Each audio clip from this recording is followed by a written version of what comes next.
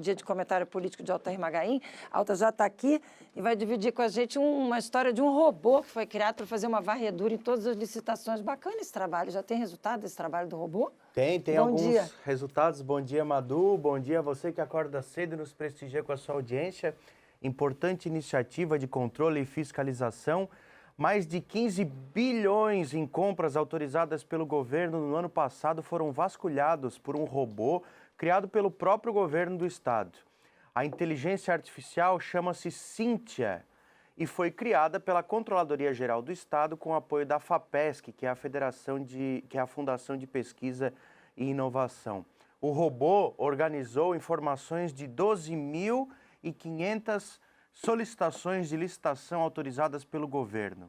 Conforme a Controladoria Geral, seria inviável que essas informações fossem manualmente analisadas. Então, com esse robô, a equipe acaba ganhando mais dinâmica para fazer a análise pontual, né? Com todas as informações estruturadas, a equipe fica mais disponível para as análises pontuais. Importante iniciativa para garantir controle e fiscalização dos gastos públicos. Com certeza. Alta, antes de você continuar, eu vou te pedir licença, a gente está com o Paulo Miller, você deve estar acompanhando a história que está acontecendo na Gustavo Richard, né? Já dá para ver o transtorno no com trânsito certeza, aqui de cima, ele está com o diretor de operações da Casan e eu já vou voltar com ele. Paulo Miller, por gentileza.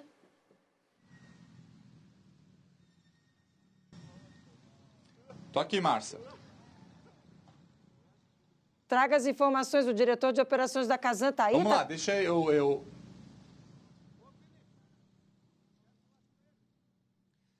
Isso, Márcia. Diretor de operações da Casan está aqui com a gente, viu, ao vivo. O Joel, já agradeço ele, viu, pela participação. Aquele mal chegou aqui, eu já peguei ele, viu, Márcia, para conversar com a gente.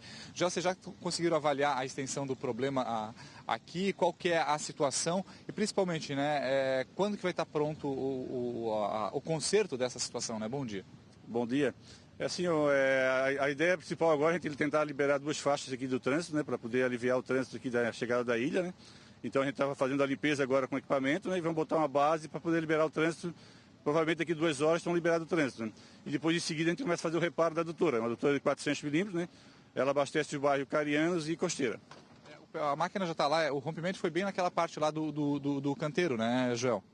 A adutora ela passa pelo canteiro, ela não passa pela rodovia, né? Mas como ela ficou uma adutora de grande porte, com pressão elevada e uma vazão elevada, aí como demora um tempo para fazer o fechamento, né? Aí danificou um pouco aqui a pista. Né? Saco dos Limões e Costeira nesse momento já estão com um problema de abastecimento então? Não, Carianos e Costeira, né? Costeira. Isso, na hora do fechamento ele fica sem água, né? Quem tem uma reserva adequada, né, e usar de forma consciente, né? A intenção da Casan é até às 14 horas já está com o conserto da adutora pronta, né, e liberada para o abastecimento. Conseguiu identificar o que causou o rompimento, João?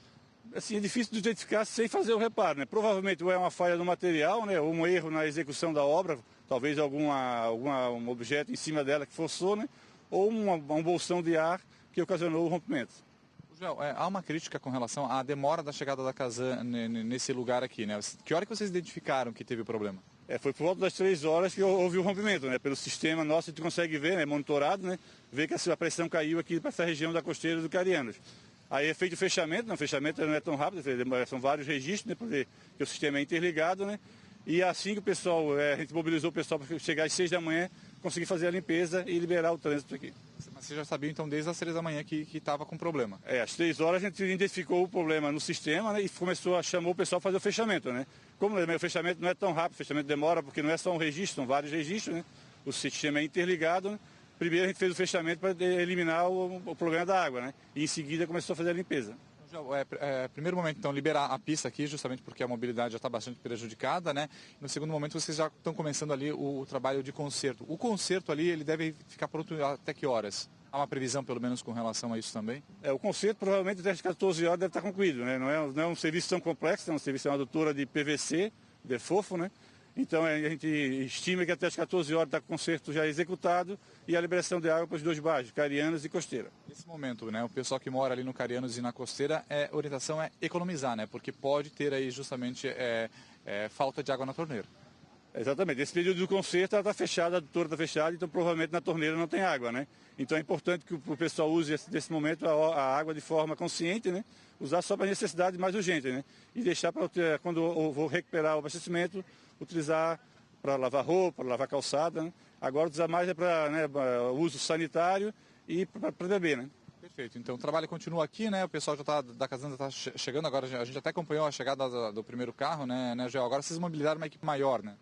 Isso, é porque assim, a gente tem uma equipe, né, durante o período noturno de um plantão, né?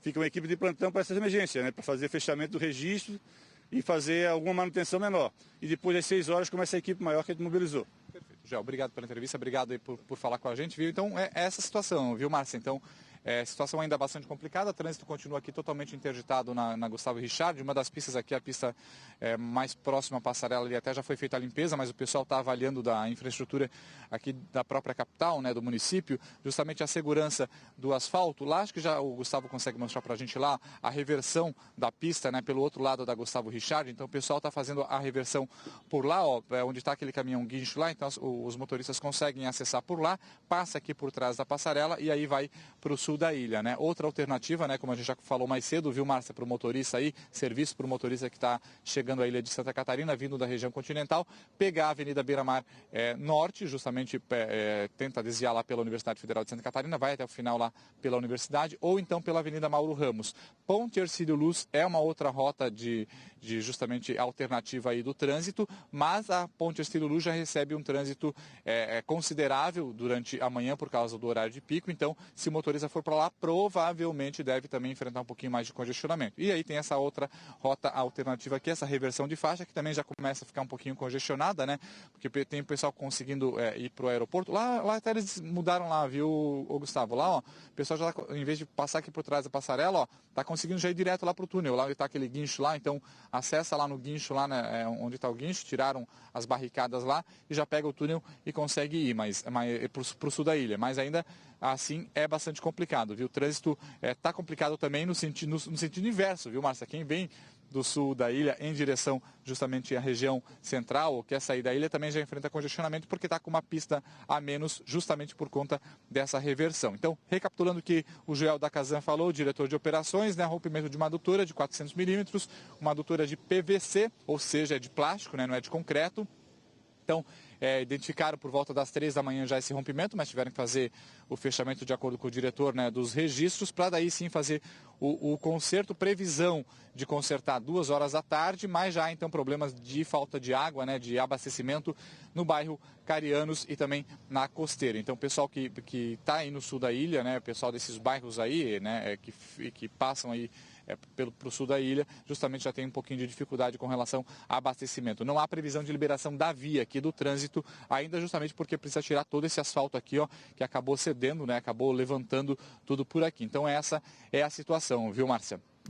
Dia, com certeza, com um trânsito muito complicado em Florianópolis. O trânsito de Florianópolis já é um problema e o impacto e o reflexo, evidentemente, vai ser em toda a extensão, não só nessa região, mas em toda a ilha. A gente vai perceber durante o dia hoje os reflexos, né, desse problema. Eu acho engraçado porque que já desde as 3 horas da manhã, enquanto um fechava o registro, o outro já não estava trabalhando aí. Como é que só tem plantão a partir das 6 horas da manhã, mas num caso grave como esse, deveria ter uma equipe que pudesse já começar o trabalho desde cedo. Né, Altair Magaim? Não é complicado isso? Estou voltando aqui. Paulo Miller, obrigada. Se precisar, você chama que você e Gustavo voltam imediatamente. Não era para ter uma equipe já de plantão? Um fecha o registro, outro vai lá e começa a trabalhar. Eu estou pedindo demais? O estrago estava feito, né? A água estava ali já vazando desde as 3 horas, então um período de 3 horas, sabendo da localização onde estava, né? E aí vai se relacionar com o nosso próximo assunto, até as pontes, né? Pelo menos na entrada e na saída de Florianópolis, é uma rodovia federal.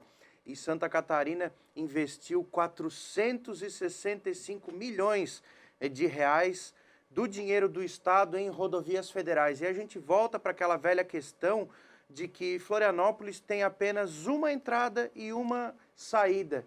Então, tudo vai afunilar ali. O Paulo Miller apresentou uma infinidade de rotas alternativas, mas esses caminhos eles vão afunilar todos naquele mesmo lugar e o caos, como tu disseste, por isso que eu falei, o reflexo está feito hoje ao longo do dia. Se puder ficar em casa, a gente fica, né? A dica é, se puder ficar em casa, ou se puder sair a pé, sai a pé, porque se for sair de carro, vai ter reflexo no trânsito em qualquer lugar da ilha. Mas vamos fechar com relação à política. Você tem um bate-papo com o governador, que falou sobre a história do MDB. O que a gente pode falar sobre isso? A expectativa dele é ter o apoio do MDB? Isso é. Só antes, para completar aquele assunto, dos 465, né, 105 mil já foram destinados pelo governo do estado para as obras federais, num balanço fechado na semana passada, entre outubro e até meados da semana passada. E o governo do estado pretende recuperar esses recursos como? Por meio de um abatimento na dívida do estado com a União, ou seja, Santa Catarina, o governo de Santa Catarina deve para a União, e isso já faz muitos anos. E aí, volta e meia, tem uma renegociação de dívidas e tal. O Estado espera que esse quase R$500 bilhão possa ser abatido, retomado, e desses 465, já 105 já foram investidos. Está na hora, só para completar esse assunto, de Florianópolis também pensar em uma outra alternativa, um segundo caminho, um segundo acesso, seja o acesso marítimo, seja, já se falou em túnel subterrâneo, já se falou em construção de quarta ponte. Alguma coisa precisa ser feita, porque acaba afunilando tudo no mesmo caminho. Agora, mudando de assunto, como tu questionaste, né, o governador Carlos Moisés, do Republicanos, falou pela primeira vez sobre o assunto. Disse que pretende aguardar o MDB. Como é que está a situação? O MDB tem candidato próprio ao governo do estado, é o ex-prefeito de Jaraguá do Sul, Antídio Lunelli, mas tem também uma ala muito significativa, puxada pelos deputados estaduais, com a participação de pelo menos 80 dos 97 prefeitos do MDB, que quer firmar uma aliança pela candidatura à reeleição de Carlos Moisés. Moisés disse durante esse feriadão que está acompanhando as articulações do MDB e que o momento é de esperar. Afirmou que a coligação tem que ser construída pelas lideranças do próprio partido e que vai respeitar tudo isso. Mas, se depender do Carlos Moisés, obviamente, existe uma expectativa de que essa aliança seja confirmada, um clima de confiança. Ele disse que sempre tratou as lideranças do MDB, aspas, de forma republicana, fecha aspas.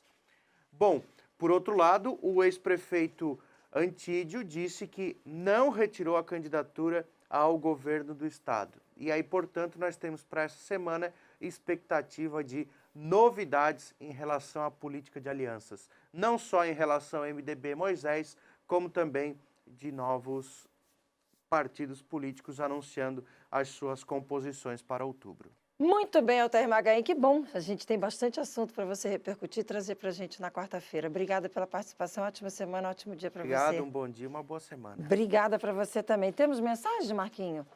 Temos, então vamos ver.